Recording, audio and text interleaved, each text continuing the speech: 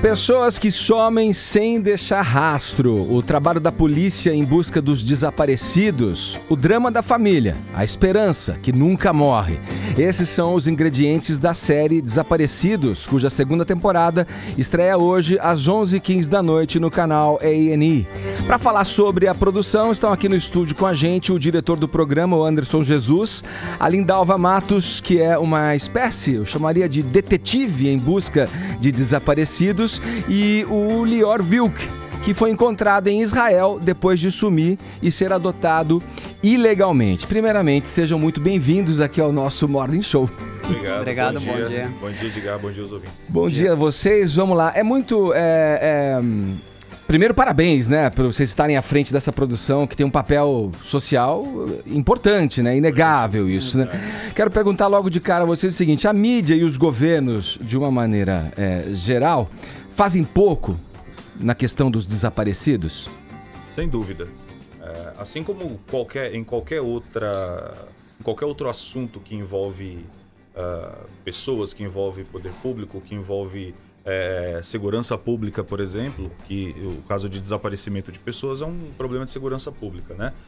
Mas também passa pelo social. Então, tudo que passa pelo social, tudo que envolve um pouco mais, né, que deveria envolver um pouco mais de esforço do poder público, infelizmente a gente sabe que tem um certo descaso, né? Uhum. E esse caso de desaparecimento de pessoas não é diferente. O Anderson, conta um pouquinho da narrativa da série, o estilo adotado por você para contar essas histórias. Em cada episódio são 2 casos mostrados de pessoas que sumiram sem deixar rastro. Em todo o episódio a gente vai poder ver 2 casos de pessoas que desapareceram.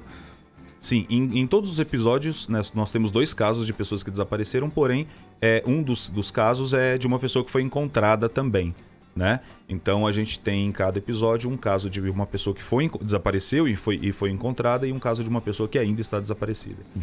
E qual foi a principal fonte para vocês chegarem a esses casos?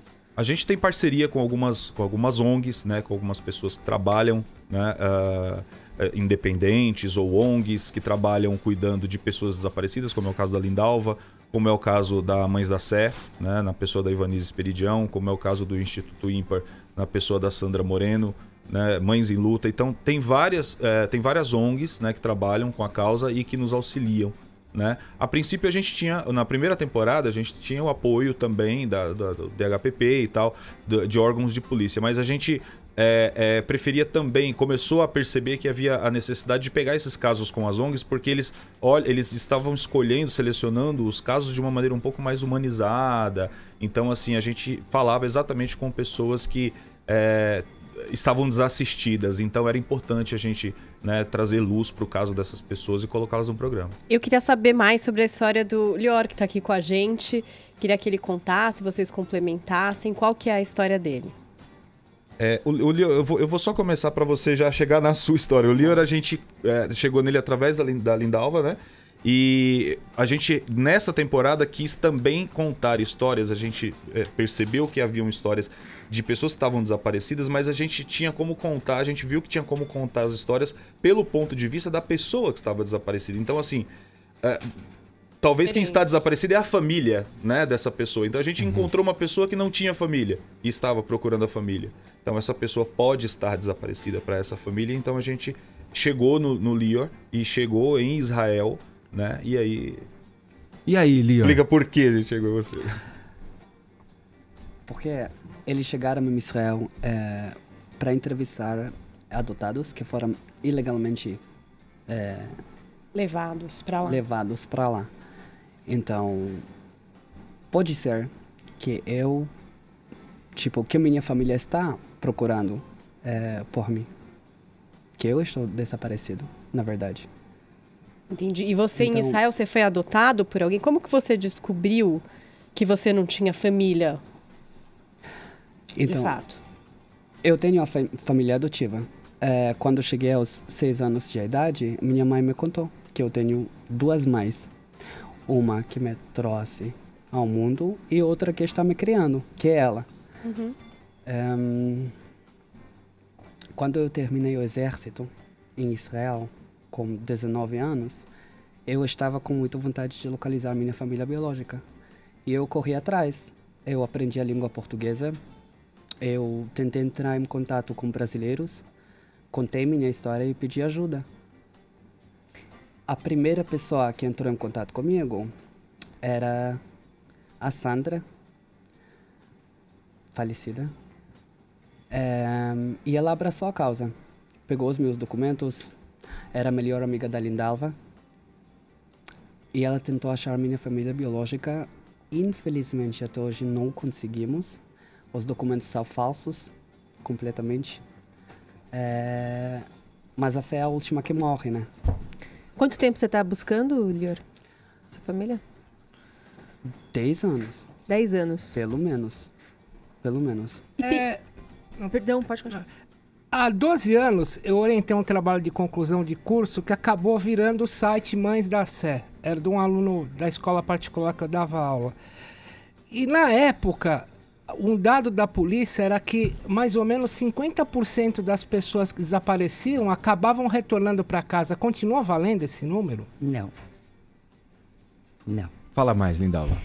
Olha, não vale, porque as pessoas, hoje, elas somem involuntariamente, né? Que são muitos casos. Nós temos muitos casos de pessoas que desaparecem, elas saem de casa e simplesmente sumiram. Alguns casos, você nunca mais fica sabendo de nada. Até ia te perguntar em cima disso também, Lindalva, porque eu vi aqui, são 200 mil casos por ano no Brasil, né? Sim. Eu queria te perguntar, existe algum ponto em comum nesses desaparecimentos? É esse que você está falando, desses que somem? Olha, existem voluntariamente? alguns pontos em comum. Alguns, infelizmente, envolvidos por drogas, né? Outros por sequestro, outros por tráfico de órgãos, infelizmente, né? Isso envolve crianças, adultos, idosos, tudo. Idosos que somem normalmente por causa de memória, né? E crianças por roubo mesmo, para venda mesmo, que a gente fala tráfico, na verdade eles são vendidos, né? Às vezes tem até encomendas dessas crianças. E aí desse dado que o Tom lhe perguntou de 50%, tem uma meta hoje? 20%, 30%? Uns 40%. 40%? E o contexto de Israel nessa história, o que vocês descobriram? Porque na década de 80 tinha mais tráfico de crianças lá para Israel, era isso? O caso do Lior, por exemplo, é desse período, né? Sim. Desse período. 85.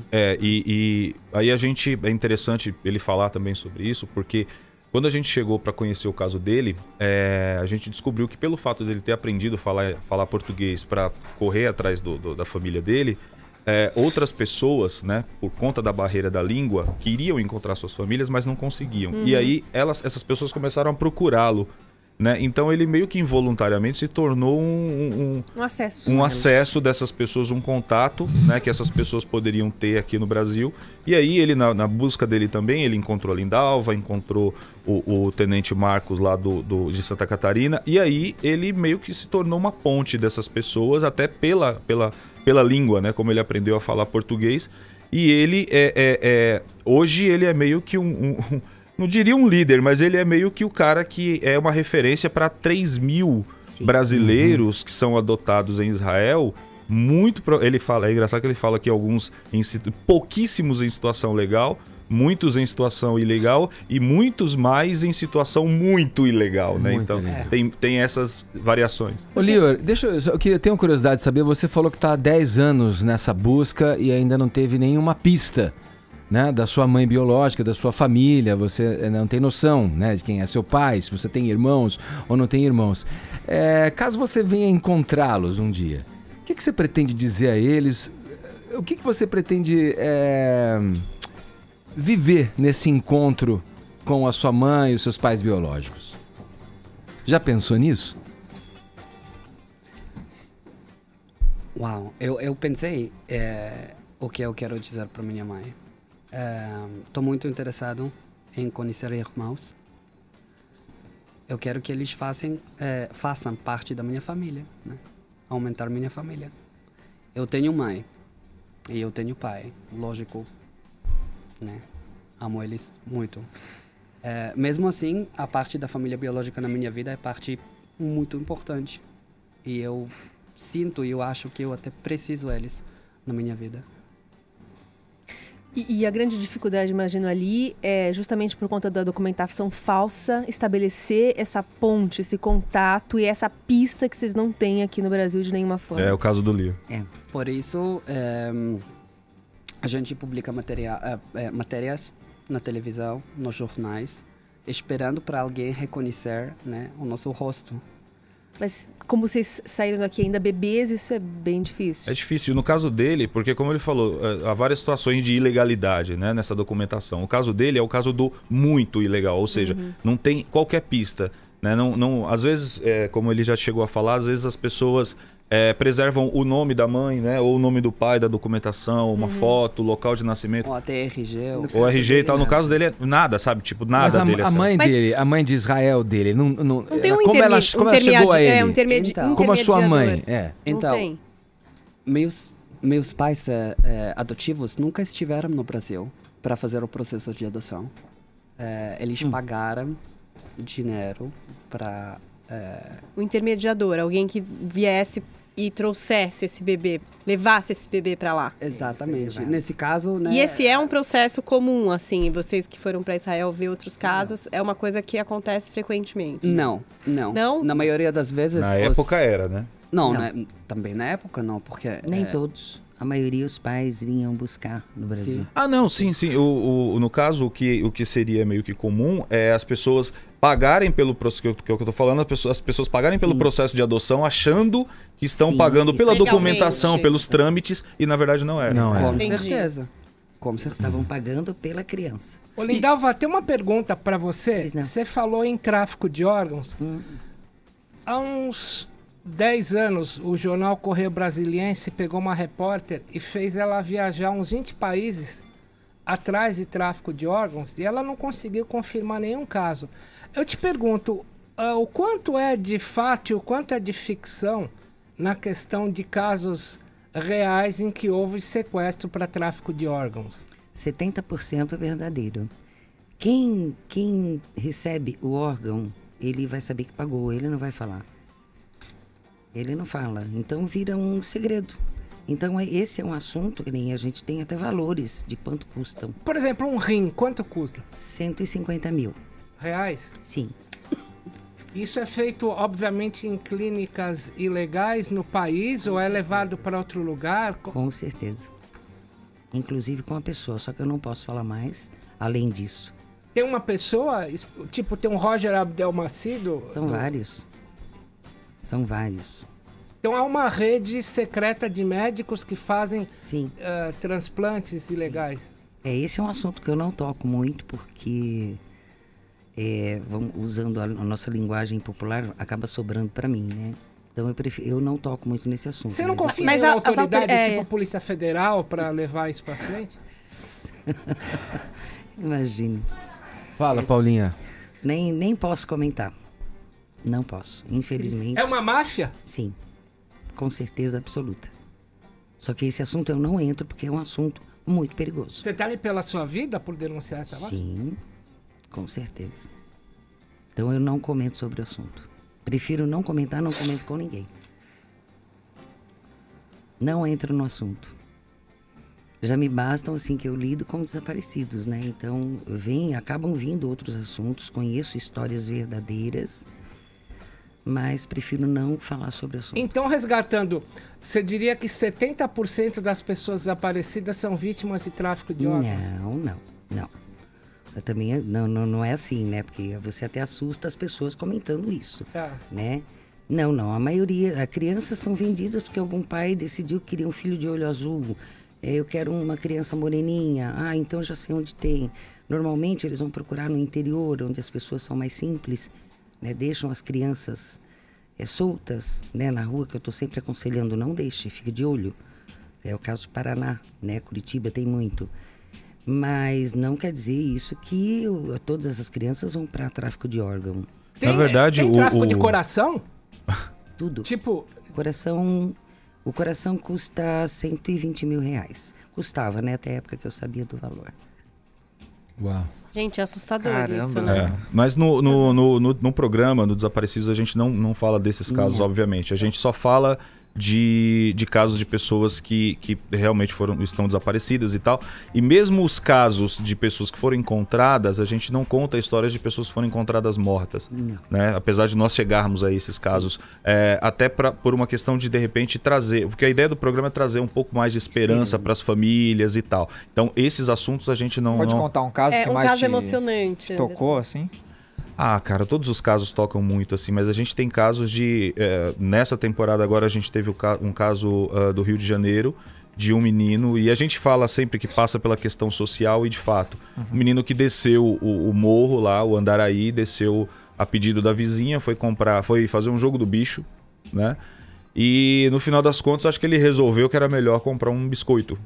E aí ele não voltou para casa com medo, né, da mãe bater ou com medo da vizinha brigar porque ele gastou o dinheiro e tal. Ele ficou 32 anos desaparecido por causa disso, né? Então... Medo de voltar para casa e daí... Sim, e apanhar, enfim. né? Aí na época, né, nesse período dos anos 80 e tal...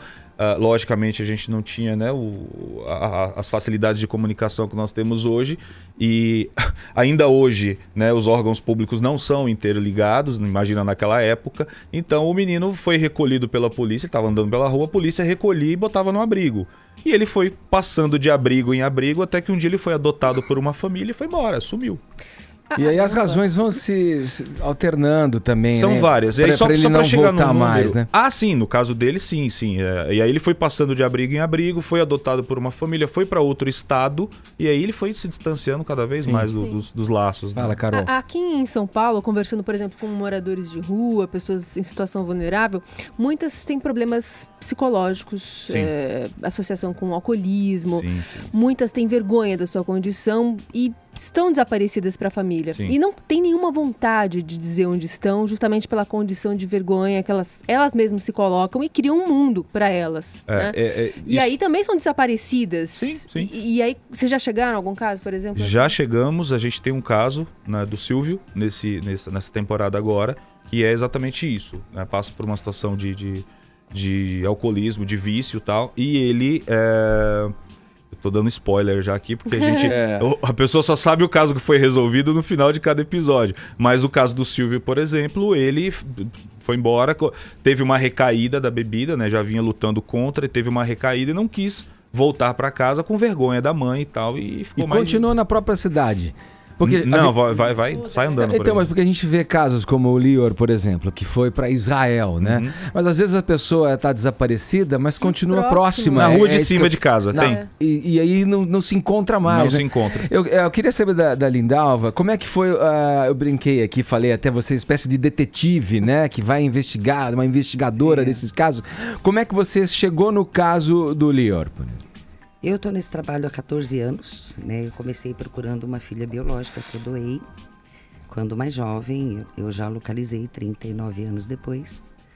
E no caso do Lior, quando a Sandrinha, que é lastre, faleceu, eu não aceitava pegar casos de famílias biológicas, né? Porque para mim era muito dolorido.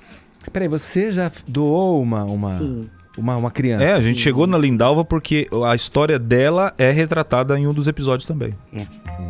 E já localizei minha filha, ela também vai passar no episódio. E eu cheguei no Lior a partir da morte da Sandrinha, do falecimento dela.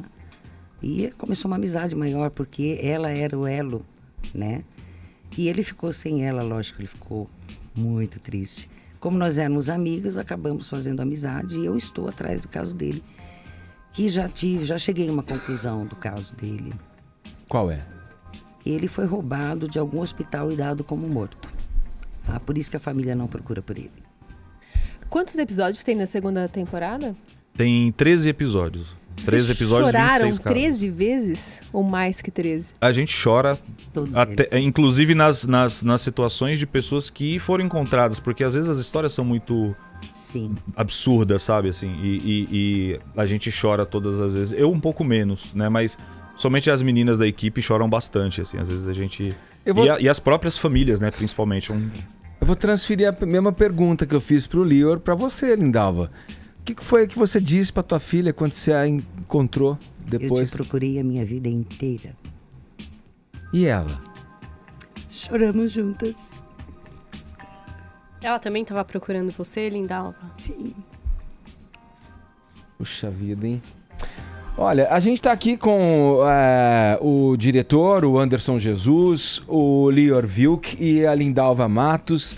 Eles fazem parte aí da equipe que está por trás de Desaparecidos, que tem a segunda temporada estreando hoje às 11h15 da noite no canal A&E, contando histórias, né, de desaparecidos, histórias às vezes com final feliz, em outras nem tanto, né? Nem tanto. E vocês estão convidados a acompanharem essa série a partir de hoje, então às 11h15. Queria agradecer a você, Anderson, ao Lior e a Lindalva Matos. Boa sorte para vocês, que você continue na tua jornada e quem sabe um dia, Lior, encontre a tua família, os seus pais biológicos. Vai encontrar. Muito obrigado. Muito obrigada pelo espaço. Muito obrigado. Obrigada a vocês Obrigado a pelas todos. histórias. Obrigado por vocês estarem aqui com a gente, dividindo aí essa série que, como eu disse, começa hoje no canal A&E às 11h15 da noite, Desaparecidos. Agora faltando 30 segundos para as 11 horas. O horário é de Brasília.